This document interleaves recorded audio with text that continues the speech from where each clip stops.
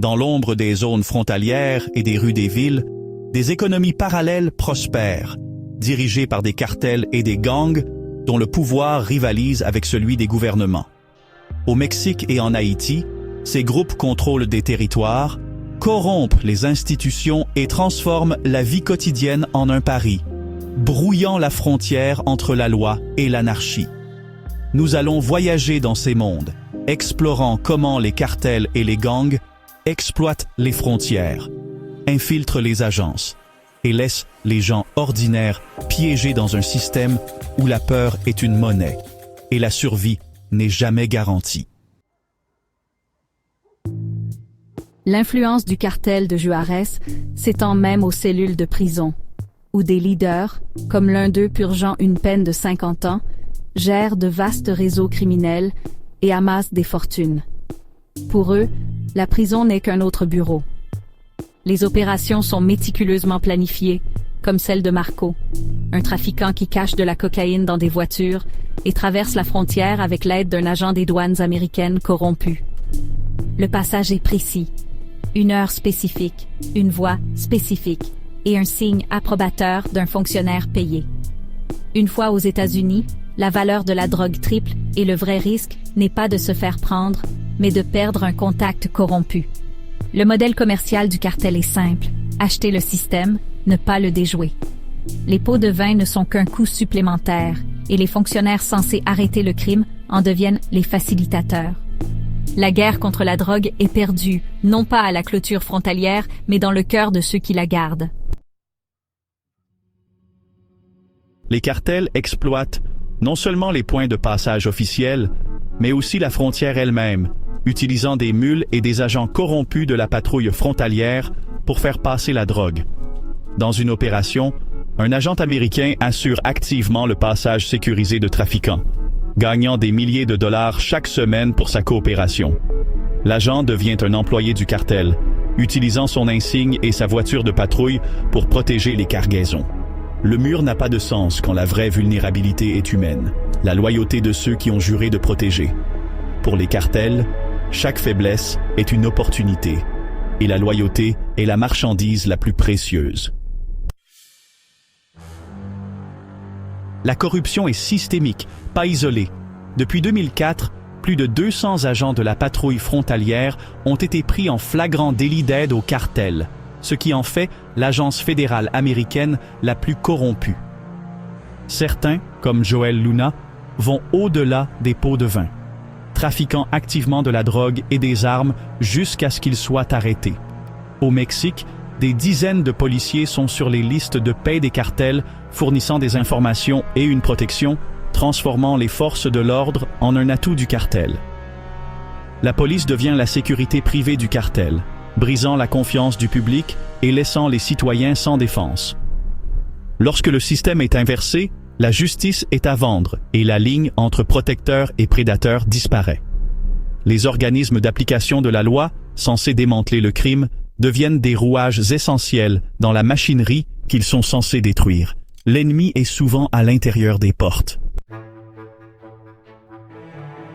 Au sein des cartels, la trahison est punie par une violence rapide et brutale. Lorsqu'une cargaison du cartel de Juárez est compromise, les soupçons mènent à l'enlèvement et à la torture, non seulement des rivaux, mais aussi des policiers et de leurs familles. Flaco, un chef de cellule, kidnappe l'épouse d'un policier pour obtenir des informations, puis mène un raid meurtrier avec son fils adolescent, exécutant des rivaux en public. La violence est un outil commercial, transmis de génération en génération, normalisant la brutalité et créant de nouveaux tueurs. Pour les familles, il n'y a pas de justice, seulement le chagrin et le silence. L'enlèvement et le meurtre renforcent la loyauté et le cycle de la violence se poursuit sans contrôle. Le pouvoir des cartels est bâti sur la peur et leur message est clair, la trahison signifie la mort. Dans ce monde, l'innocence est un dommage collatéral. Le cartel de Sinaloa opère comme une multinationale, contrôlant la moitié de la frontière américano-mexicaine grâce à des centaines de cellules spécialisées. À Culiacán, Son autorité éclipse celle du gouvernement, renforcée par des milliers d'informateurs payés qui surveillent les mouvements de la police et de l'armée. Le cartel rend sa propre justice, punissant les voleurs et gagnant le soutien local en comblant le vide laissé par l'État. La corruption atteint les plus hauts niveaux. Des fonctionnaires sont payés des millions pour leur protection, rendant la résistance gouvernementale presque théâtrale. Le pouvoir du cartel est systémique, résilient et profondément enraciné. L'État ne combat pas un ennemi extérieur, il lutte contre un cancer interne. Dans ce narco-État, les fonctionnaires servent le cartel, pas le peuple. À Sinaloa, presque tous les meurtres restent impunis, et la violence est implacable. Des policiers sont tués, des familles abandonnées par le système judiciaire. Les autorités étant indifférentes, des mères, connues sous le nom de mères chercheuses, recherchent leurs enfants disparus, fouillant des tombes que la police ignore. Isabelle, dont le fils a été enlevé, ne trouve qu'une paire de lunettes familières, l'espoir et l'horreur entrelacés. Ces mères ne cherchent pas seulement des corps, mais des réponses et de la dignité dans une terre sans loi. Leur défi est une rébellion silencieuse contre les cartels et un État défaillant. Le véritable coût de la guerre contre la drogue se mesure en chaises vides et en chagrin infini. Leur recherche est un témoignage de l'endurance de l'amour au milieu de la brutalité. En Haïti, le chaos après l'assassinat du président a alimenté une industrie de l'enlèvement dirigée par des gangs armés. À Port-au-Prince, jusqu'à 20 personnes sont enlevées quotidiennement. L'argent des rançons finance les guerres de territoire et l'achat d'armes. Les victimes viennent de tous horizons. Pouchon, un chauffeur de mototaxi, a été kidnappé par le gang des 400 Mawozo qui a exigé une rançon impossible. Sa famille a réuni le peu qu'elle pouvait pour le libérer. Les étrangers sont des cibles privilégiées, avec des rançons atteignant des millions. Certains, comme le père Michel, sont libérés après des paiements secrets. D'autres, comme la fille de 5 ans de Nadj, sont tués lorsque les familles ne peuvent pas payer.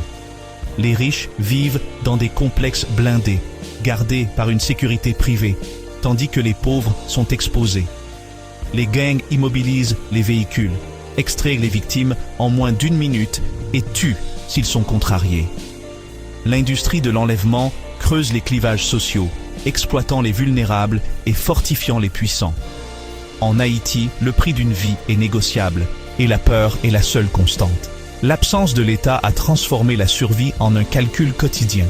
Le commerce de l'enlèvement est le reflet d'une société fracturée. Dans les quartiers sans loi de Port-au-Prince, les chefs de gang sont les nouvelles autorités. Certains règnent par la terreur, d'autres se présentent comme des bienfaiteurs. Des leaders comme « Je suis la mort » se vantent de leurs crimes, tandis que d'autres, comme Petite Pluie, affirment financer des écoles et des hôpitaux avec l'argent des rançons. En fournissant des services que l'État ne peut pas assurer, les gangs gagnent la loyauté et créent une dépendance, brouillant la frontière entre criminels et leaders communautaires. Les habitants peuvent déplorer la violence mais comptent sur les gangs pour leur sécurité et leurs besoins fondamentaux. Le gang devient à la fois gouvernement, police et filet de sécurité sociale. Pourtant, le traumatisme de la violence ne peut être effacé par une nouvelle école construite avec de l'argent du sang. Dans les États défaillants, les organisations criminelles comblent le vide, offrant protection d'une main et infligeant la douleur de l'autre. Pour les gens ordinaires, la vie est une négociation constante avec des pouvoirs qui les protègent et les exploitent.